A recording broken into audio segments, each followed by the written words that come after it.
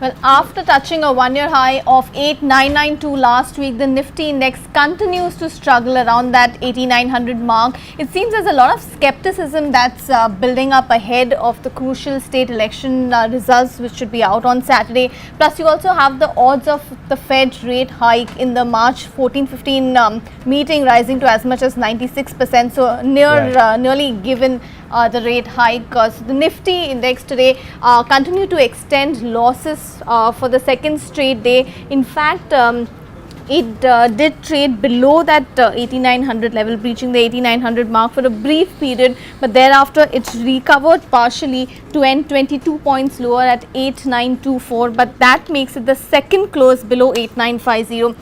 Agam, yesterday we were seeing further resistance build up around the 9000 level, and today we are seeing fresh shorts. Oh, so there has been no change in that trend, absolutely none whatsoever. We've continued to see more build up in the 9000 call, more accumulation there. And yes, today we have seen some more shorts building up. This time the accumulation when it comes to the futures of the Nifty or the Bank Nifty is a little more than what we've seen yesterday.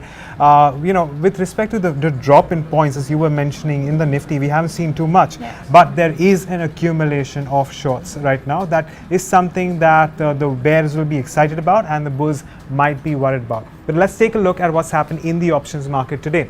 So, well, as usual, we have seen more writing in the likes of the 9000 call and the 9200 call.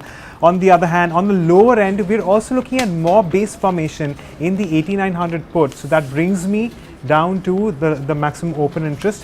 While it continues to remain with 8800 put on the lower end, we are looking at more accumulation building in 8700 and 8900.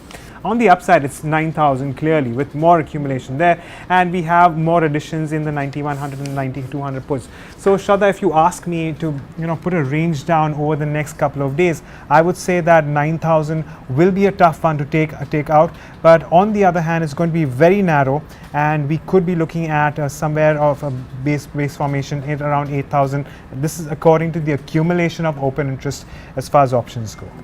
Agam, the key, a significant support was also coming from your commodity stocks in the recent past, whether you talk about oil and gas or metals, but that trend also seems to be reversing in the recent past. In fact, the metal stocks continue to witness profit booking today after prices on Shanghai exchanges continue to fall. The oil and gas index also retreated, led by oil marketing companies. So you had Tata Steel, ONGC, BPCL, all of these commodity stocks seeing significant cuts. On the other hand, you also had the weakness in the IT stocks. So you have your Tech Mahindra, HCL Technologies and Infosys also giving up gains of anywhere between 1 to 2%. On the other hand, it was Bosch, Yes Bank and Z Entertainment which was lending some support to the index, as was Kotak Mahindra Bank.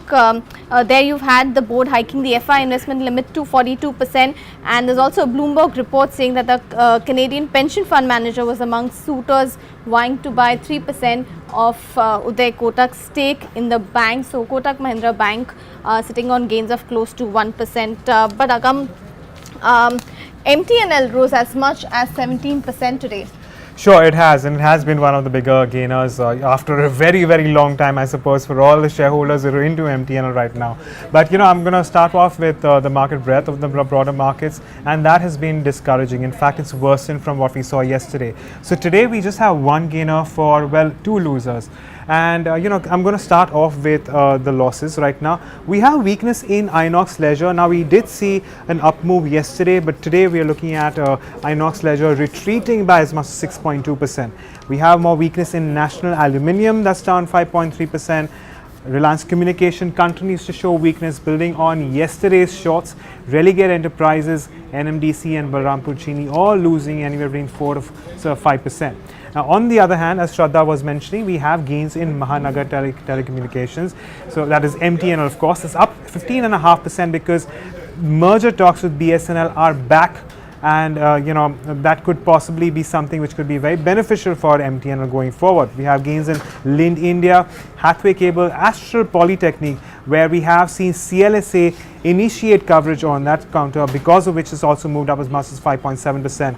Gujarat Fluorochem is the beneficiary of the wind farm business that they have sold, that is once again the Inox Group, and J Kumar Infra Projects also gaining as much as 5.4%. So on the whole, while it may look like there has been a lot of there are a lot of losses considering the market breadth, the momentum when it comes to the gainers is a lot more as compared to the losers.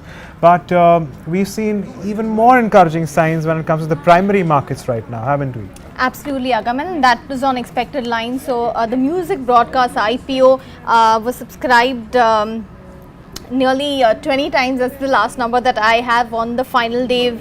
You'll see more subscriptions coming until 5 p.m. Avenue Supermarts, which opened today, was again fully subscribed by 3 o'clock. So definitely seeing very, very strong investor demand.